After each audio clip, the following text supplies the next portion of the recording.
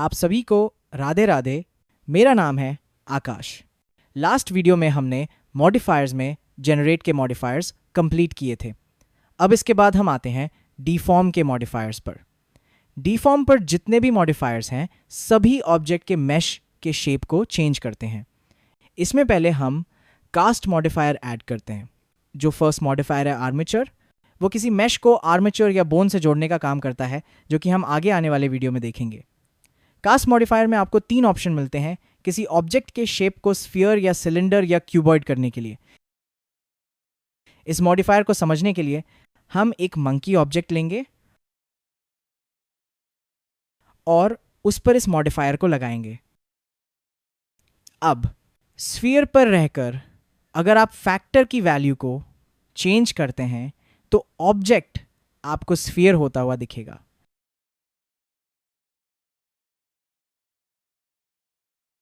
और वैल्यू 1 पर यह कंप्लीट स्फीयर बनाता है किसी भी ऑब्जेक्ट को।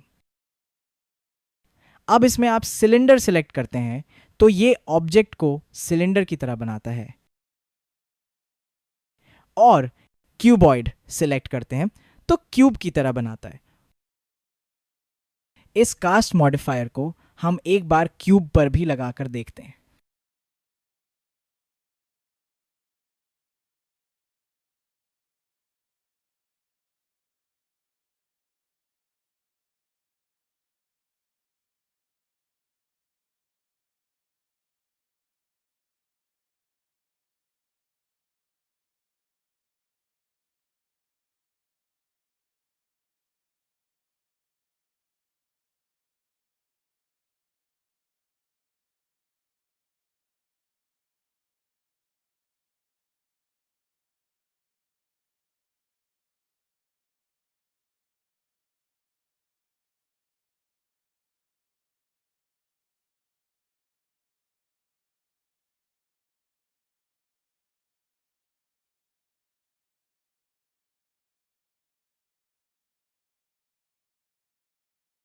और यहां भी आपको वर्टेक्स ग्रुप सिलेक्ट करने का ऑप्शन मिल जाता है, और यहां से आप किसी ऑब्जेक्ट की पोजीशन के हिसाब से भी इस मॉडिफायर को यूज कर सकते हैं। जैसा कि हमने लास्ट वीडियो में स्क्रू मॉडिफायर में एम्प्टी ऑब्जेक्ट की पोजीशन को चेंज करके स्क्रू करना देखा था। अब आते हैं हम अगले मॉडिफायर कर्व पर। कर्व मॉडिफायर का यूज हमने एरे मॉडिफायर के साथ देखा था। अब इसे हम थोड़ा और एक्सप्लोर करते हैं। कर्व मॉडिफायर से आप किसी भी ऑब्जेक्ट के शेप को किसी कर्व के शेप की तरह कर सकते हैं। इसे समझने के लिए मैं एक बेजियर कर्व ले रहा हूं और इसे स्केल कर रहा हूं। अब इस क्यूब को हमें थोड़ा सब डिवाइड करना पड़ेगा ताकि इसका शेप प्रॉपर कर्व पर लग सके। इस सब डिविजन मॉडिफायर पर आप करेंगे सिंपल और इसे कर्व के पहले प्लेस करेंगे ताकि कर्व मॉडिफायर का इफेक्ट सब डिविजन के बाद अप्लाई हो। अब यहां से हम करेंगे कर्व को पिक। अब अगर आप क्यूब को किसी एक्सिस में मूव करते हैं तो ये कर्व के हिसाब से शेप बदलेगा। इसका यूज आप किसी बॉटल का लेबल बनाने में कर सकते हैं। मैं अभी ऑल सिलेक्ट करके इन ऑब्जेक्ट्स को डिलीट कर रहा हूं और किसी बॉटल का मॉडल ले रहा हूं ब्लेंडर किट एड ऑन से। ये एड ऑन आपको गूगल पर ब्लेंडर किट टाइप करने पर इसकी वेबसाइट पर मिल जाएगा, जिसकी लिंक मैं इस वीडियो के डिस्क्रिप्शन में ऐड कर दूंगा।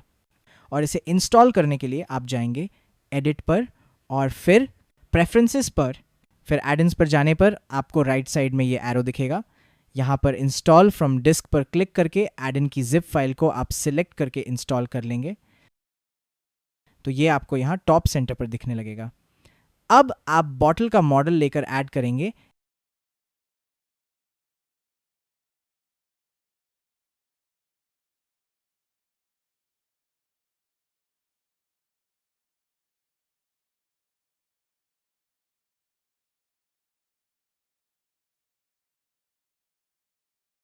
एक कर्व सर्कल, और इसे एडिट मोड पर स्केल करके बॉटल के डायमीटर के अकॉर्डिंग कर लेंगे।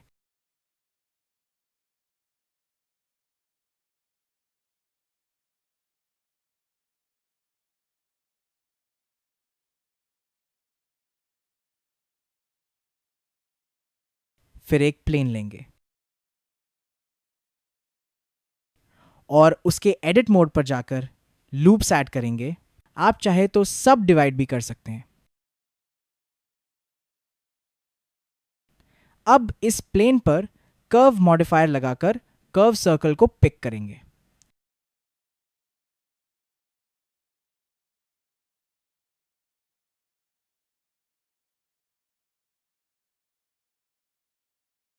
और यहां से एक्सिस सिलेक्ट करेंगे जिस पर भी ये फिट आ जाए।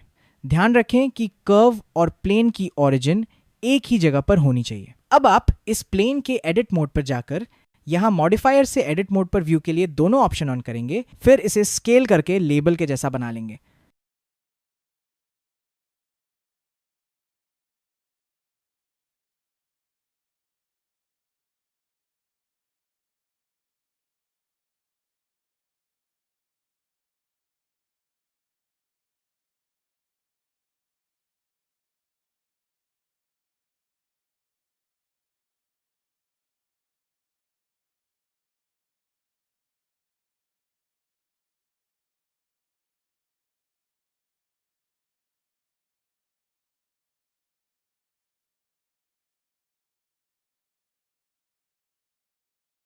तो इस तरह से आप कर्व मॉडिफायर का यूज कर सकते हैं।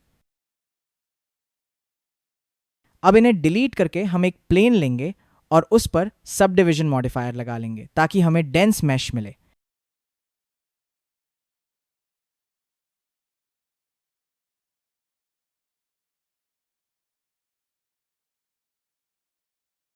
और अब इस पर लगाएंगे अगला मॉडिफायर, डिस्प्लेस।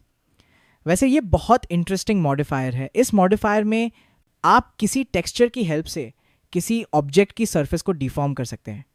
और जिस भी मॉडिफायर में टेक्सचर का ऑप्शन होता है, एक अलग टैब आपको यहां प्रॉपर्टीज वाली विंडो में दिखने लगता है। अब आप यहां से न्यू टेक्सचर ऐड करेंगे और आ जाएंगे यहां टेक्सचर वाले टैब पर। अब यहां पर आपको टाइप में कई सारे टेक्सचर्स के ऑप्शंस मिल जाते हैं। आप यहां से कोई टेक्सचर सेलेक्ट कर सकते हैं, फिर यहां वैल्यूज को चेंज करके बहुत सारे टेक्सचर बना सकते हैं। मैं आपको कुछ टेक्सचर्स बनाकर बताता हूं।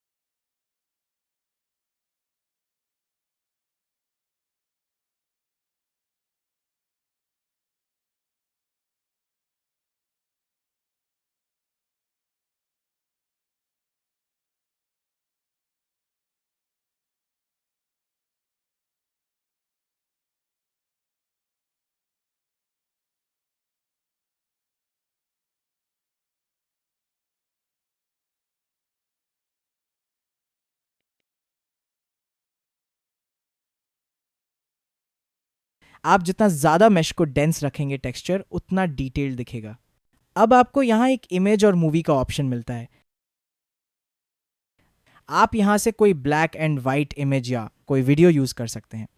अगर आप एक black and white video use करेंगे तो आपको इस प्लेन पर उस वीडियो से बना एनिमेशन दिखेगा। अब मैं कोई आइकन यहाँ पर ले रहा हूँ और मॉडिफायर में जाकर यहाँ से इसकी स्ट्रेंथ सेट कर रहा हूँ।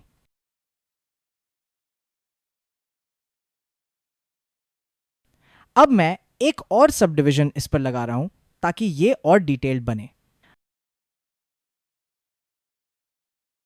अब इस पर स्मूथ मॉडिफायर लगाकर इसे स्मूथ करके आप इस तरह से कोई शेप भी बना सकते हैं।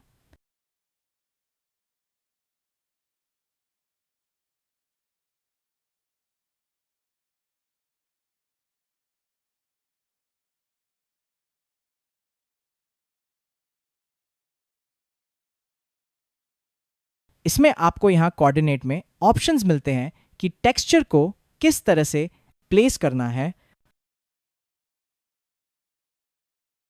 और आप यहाँ यूवी मैप के अकॉर्डिंग भी किसी टेक्सचर को लगा सकते हैं। जिस तरह का यूवी मैप होगा उसमें इमेज या कोई वीडियो उसी यूवी मैप पर प्लेस होंगे। और वर्टेक्स ग्रुप का भी ऑप्शन आपको यहाँ मिल जाता है कि कितने पार्ट में आपको टेक्सचर लगाना है, और कोऑर्डिनेट्स में ही आपको ऑब्जेक्ट की पोजीशन के अकॉर्डिंग टेक्सचर यूज़ करने का ऑप्शन भी मिल जाता है। जैसे मैं एक एम्प्टी लेकर यहाँ से एम्प्टी को पिक करता हूँ, तो एम्प्टी को मूव करके जैसे चाहे टेक्सचर को प्लेस कर सकता हूँ।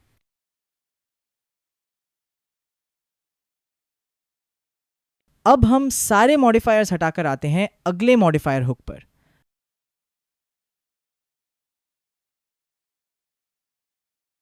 आप चाहे तो यहां से हुक मॉडिफायर ऐड करें, या फिर अगर आप ऑब्जेक्ट के एडिट मोड पर जाकर वर्टेक्स सिलेक्ट करके Ctrl+H प्रेस करते हैं तो आपको हुक का ऑप्शन मिल जाता है। यह मॉडिफायर वर्टिसेस को किसी एम्प्टी से हुक कर देता है या जोड़ देता है, और यह किसी कर्व ऑब्जेक्ट पर भी सेम काम करता है। इस मॉडिफायर का यूज सिमुलेशन में बहुत होता है। इसका एक सिंपल सा यूज मैं आपको बताता हूं, जिसमें हम पेपर फोल्ड जैसा कुछ क्रिएट कर सकते हैं। मैं इन ऑब्जेक्ट्स को डिलीट करके एक प्लेन ऐड कर रहा हूं, और फिर आप प्लेन के एडिट मोड में जाकर एक लूप ऐड करके इसे बेवल करेंगे।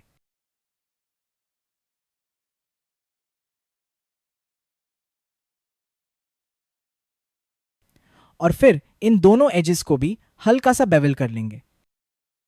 अब हर एज पर लगा देंगे हुक।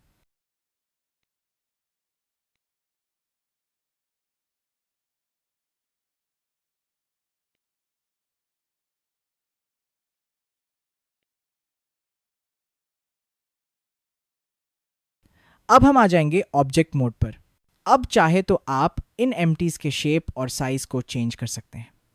वैसे मल्टीपल ऑब्जेक्ट्स पर एक साथ चेंज करने के लिए अगर आप सभी को सेलेक्ट करके ऑल्ट के साथ कोई वैल्यू ऐड करते हैं तो वो सभी पर अप्लाई हो जाती है। अब हम फर्स्ट एम्प्टी को सेकंड एम्प्टी से पैरेंट करेंगे Ctrl+P प्रेस करके, ताकि एक एम्प्टी को मूव करने पर दूसरा मूव हो। और अब दूसरे एम्प्टी को करेंगे तीसरे से पैरेंट, और तीसरे को करेंगे चौथे एम्प्टी से पैरेंट। अब आप इन सभी एम्प्टीज के Y और Z रोटेशन को लॉक कर देंगे, ताकि ये सिर्फ X में रोटेट हो। अब आप इस तरह से एम्प्टी को रोटेट करके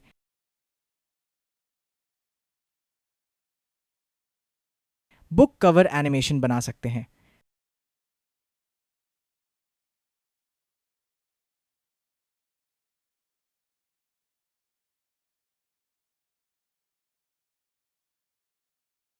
वैसे ये बहुत ही बेसिक मेथड है, और अब आप इस प्लेन पर सॉलिडिफाई मॉडिफायर लगाकर इसे सॉलिड भी कर सकते हैं।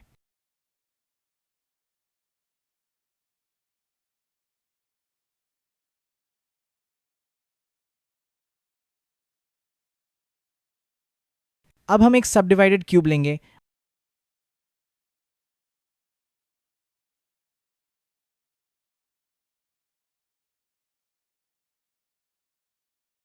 और इस पर लगाएंगे अगला मॉडिफायर लैप्लेशन डिफॉर्म। ये मॉडिफायर एक स्मूथनेस देता है जब आप कोई हुक यूज करते हैं या किसी ऑब्जेक्ट को एडिट मोड में जाकर उसकी वर्टेक्स को मूव करते हैं। जैसे कि अगर आप कुछ वर्टेक्स सिलेक्ट करके Ctrl+H प्रेस करके कोई हुक ऐड करते हैं और डायरेक्टली इसे मूव करते हैं तो ये इस तरह से मूव होता है। अब लैप्लाशियन डिफॉर्म मॉडिफायर की हेल्प से इस हुक को मूव करके देखते हैं। इसके लिए आप पहले बनाएंगे इस क्यूब का वर्टेक्स ग्रुप,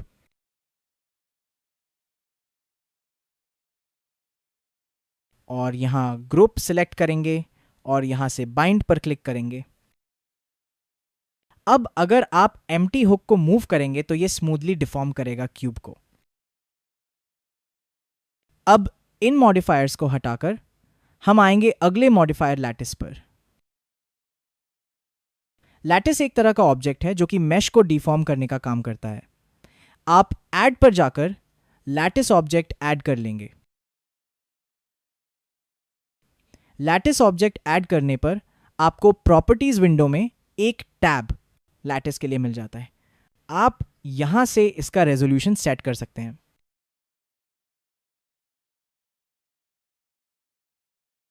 अब अगर आप क्यूब पर यहां से लैटिस ऑब्जेक्ट सिलेक्ट करते हैं और लैटिस को एडिट मोड पर चेंज करते हैं तो ये ऑब्जेक्ट भी आपको चेंज होता हुआ दिखेगा।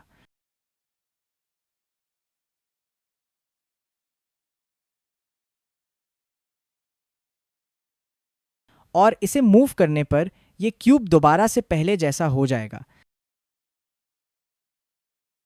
आप लैटिस ऑब्जेक्ट को मूव करके एक अच्छा इफेक्ट बना सकते हैं। आप चाहे ऑब्जेक्ट को स्केल करें या मूव करें, और जहां जहां पर यह लैटिस ऑब्जेक्ट के एरिया में आएगा यह क्यूब इस तरह से डिफॉर्म होगा।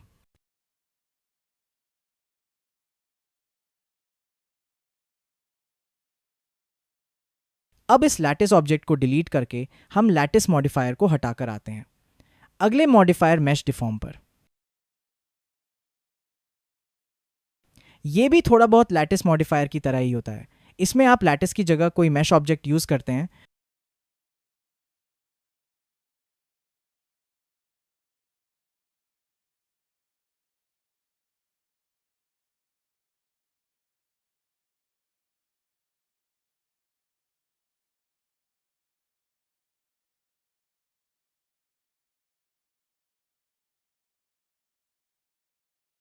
और आप इसे एक बार बाइंड करके ही चेंज कर सकते हैं।